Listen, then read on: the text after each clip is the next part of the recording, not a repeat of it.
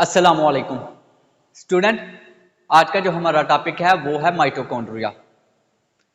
इस टॉपिक के बाद मैं आपको जो टॉपिक पढ़ाऊंगा वो है सेलुलर रिस्पिरेशन। उसको पढ़ाने से पहले आपके लिए ज़रूरी था कि माइटोकॉन्ड्रिया के बारे में आपको थोड़ी बहुत इंफॉर्मेशन हो, इसलिए मैंने इस टॉपिक को पहले चुना है। तो चलें जल्दी से टॉपिक को शुरू करते हैं। स्टूडेंट, सबसे पहले आपको इंट्रोडक्शन में बताऊंगा कि ये जो वर्ड माइटोकॉन्ड्रिया है इसका नाम क्यों ये लिखा गया है और इसका क्या मीनिंग है। तो स्टूडेंट, सबसे पहले आपको पता होना चाहिए कि माइटोकॉन्ड्रिया जो है वो दो वर्ड से मिलकर बना है। एक है माइटो और दूसरा है कॉन्ड्रिया। जो माइटो है उसका मतलब है थ्रेड और जो कॉन्ड्रिया है उसका मतलब है ग्रेन्यूल्स।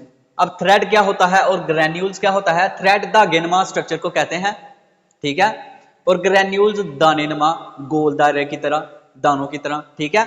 इसका मतलब जब इस माइटोकॉन्ड्रिया को कंपाउंड माइक्रोस्कोप में देखा गया तो ये किस तरह की दिखाई देती थी? ये थ्रेड लाइक और ग्रेन्यूल्स लाइक स्ट्रक्चर दिखाई देती थी। लेकिन जो स्ट्रक्चर आज आप देखते हैं वो कंपाउंड माइक्रोस्कोप में नहीं बल्कि इलेक्ट्रॉन माइक्रोस्कोप में बनाई गई है, ठीक है। अब आगे आ जाते हैं इसकी स्ट्रक्चर की तरफ कि जो आज की स्ट्रक्चर है वो किस तरीके की दिखाई देती है। तो उसमें कौन कौन सी चीजें हैं जो दरियाफ्त हुई हैं। तो स्टूडेंट, सबसे पहले जो माइटोकॉन्ड्रिया की बाहर वाली लेयर है ना, जो मेम्ब्रेन है या लेयर है, उसको कहते हैं आउटर मेम्ब्रेन, ठीक है। उसके बाद जो उसके अंदर है ना, ये रेड कलर की जो दो लाइनें मैंने जिग-जैग स्ट्रक्चर में बनाई हुई हैं, ये है इनर मेम्ब्रेन, ठीक है। इसका मतलब मैंने एक बार आपसे एमसीक्यूज भी पूछा था ग्रुप में, व्हाट्सएप ग्रुप में, कि वो कौन सी ऑर्गेनेली है जो डबल मेम्ब्रेन है, ठीक है। अक्सर जो ऑर्गेनेलीज होती हैं वो नॉन मेम्ब्रेनस होती हैं, कुछ जो है वो सिंगल मेम्ब्रेन होती हैं और कुछ होती हैं जो डबल मेम्ब्रेन होती हैं। तो जो डबल मेम्ब्रेन ऑर्गेनेलीज होती हैं ना, उनमें ये वाली ऑर्गेनेली जो माइटोकॉन्ड्रिया है ना, ये भी आती है, ठीक है। अब देखें, माइटोकॉन्ड्रिया में जो बाहर वाली मेम्ब्रेन है उसको कहते हैं आउटर मेम्ब्रेन, अंदर वाली को कहते हैं इनर मेम्ब्रेन। अब देखें, ये जो आउटर मेम्ब्रेन जो है और इनर मेम्ब्रेन, इसके दरमियान वाली जो स्पेस है ना, जो खाली जगह है, ये वाली जहां मैं ये सारी की सारी स्पेस जो है ये, ठीक है, ये सारी की सारी जो स्पेस है ना, इसको हम कहते हैं इनर मेम्ब्रेन स्पेस, ठीक है। मतलब कि ये आउटर मेम्ब्रेन और इनर मेम्ब्रेन के दरमियान में वाक़या होती है, इसलिए इस स्पेस को कहते हैं इनर मेम्ब्रेन स्पेस। इसके बाद एक और बात, इसको सेमी ऑटोनोमस भी हम कहते हैं, ठीक है। ये जो ऑर्गेनेली है ना माइटोकॉन्ड्रिया, इसको हम सेमी ऑटोनोमस भी कहते हैं। क्यों कहते हैं, क्या वजह है इसको सेमी ऑटोनोमस कहते हैं? तो स्टूडेंट, इसकी मेन वजह यह है कि इसमें अपना न्यूक्लियस होता है और अपने राइबोसोम्स होते हैं, ठीक है। इस वजह से इसको हम कहते हैं सेमी ऑटोनोमस, सेमी ऑटोनोमस,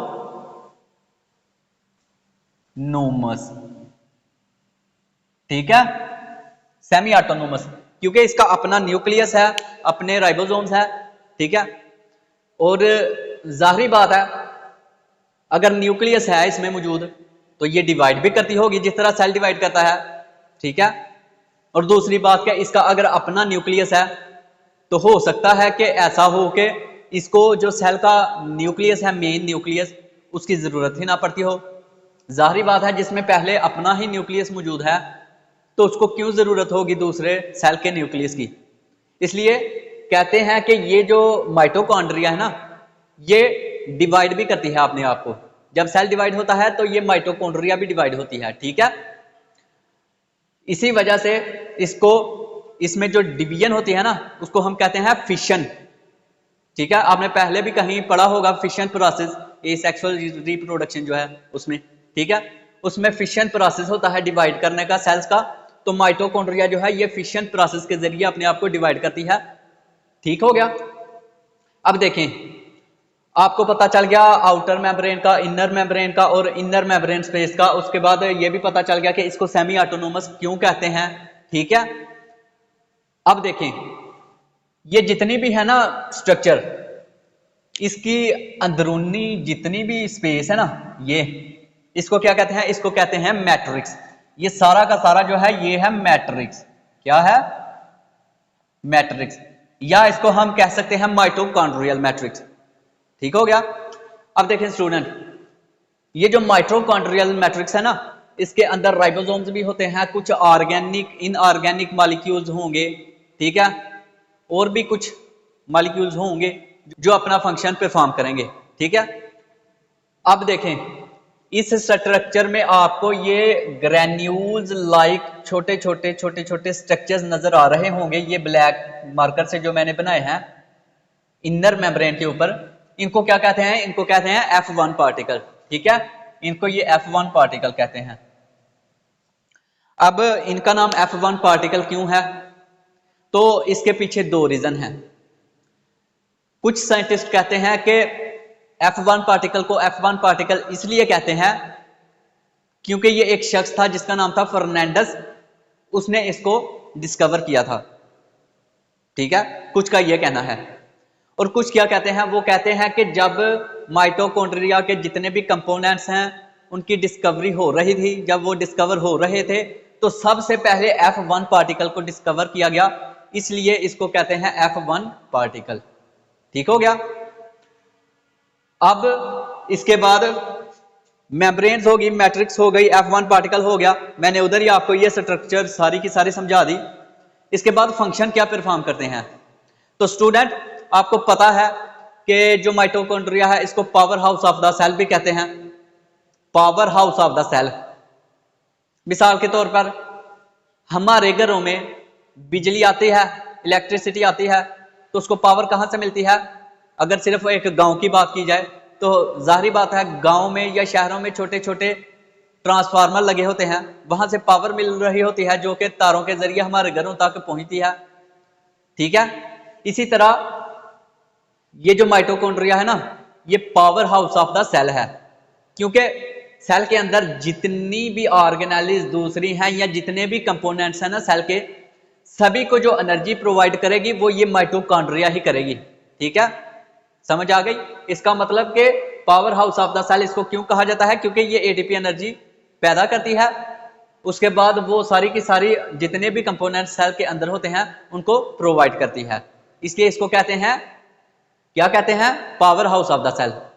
ठीक है। अब आ जाते हैं इधर। तो स्टूडेंट, जब आप इनर मेम्ब्रेन को देखते हैं तो ये उभरा हुआ जो पार्ट है एक, अगर हम इसको अलहदा करके आपको दिखाएं, ठीक है, अगर मैं इसको अलहदा करके आपको दिखाऊं तो ये इस तरह नजर आएगा, ये उभरा हुआ पार्ट। तो इसको क्या कहते हैं? तो स्टूडेंट याद रखना है, ये जो बाहर को उभरा हुआ पार्ट है ना, इसको कहते हैं क्रिस्टी। क्या कहते हैं? क्रिस्टी। अब इसको क्रिस्टी क्यों कहते हैं? तो स्टूडेंट याद रखना है, ये क्रिस्टी जो वर्ड है ना, ये निकला है क्रस्ट से। ठीक है, जैसे जमीन का ऊपर वाला हिस्सा ऊपर से उठा हुआ हो, कहीं से ज्यादा ऊंचा हो, कहीं से नीचे हो, तो वो जो ऊपर वाला हिस्सा होता है ना उसको हम कहते हैं क्रस्ट। लेयर होती है ना जमीन के ऊपर, तहें होती हैं मिट्टी की, तो सबसे ऊपर वाली जो लेयर होती है उसको कहते हैं क्रस्ट। ठीक है, तो ये बेसिकली वर्ड क्रस्ट से निकला है, क्रिस्टी। अब देखें, ये बाहर वाली जो आउटर मेम्ब्रेन है, इसके मुकाबले अगर इनर मेम्ब्रेन को देखा जाए, अगर उसको सीधा किया जाए, जैसे कि आपको पता है ये जिगजैग स्ट्रक्चर है, टेढ़ी मेढ़ी है, अगर इसको सीधा किया जाए तो आपको पता चलेगा कि इसका जो साइज है ये आउटर मेम्ब्रेन से ज्यादा है। ठीक है, तो इसका जो ज्यादा साइज है उसका इसको क्या बेनिफिट है? तो स्टूडेंट, इसका जो उसको बेनिफिट है वो ये है कि जितने भी केमिकल रिएक्शंस इसमें होंगे ना उनको एक्स्ट्रा स्पेस मिल जाएगी। ठीक है, जब केमिकल्स को एक्स्ट्रा स्पेस मिल जाए तो वो रिएक्शन ज्यादा करेंगे। ठीक है, ज्यादा एटीपी एनर्जी पैदा होगी और बाकी भी जो फंक्शंस हैं वो ज्यादा परफॉर्म होंगे। तो यही इसका बेसिकली मकसद होता है। ठीक है। उम्मीद है स्टूडेंट आज आपको ये टॉपिक पसंद आया होगा और लेक्चर की समझ भी चली होगी।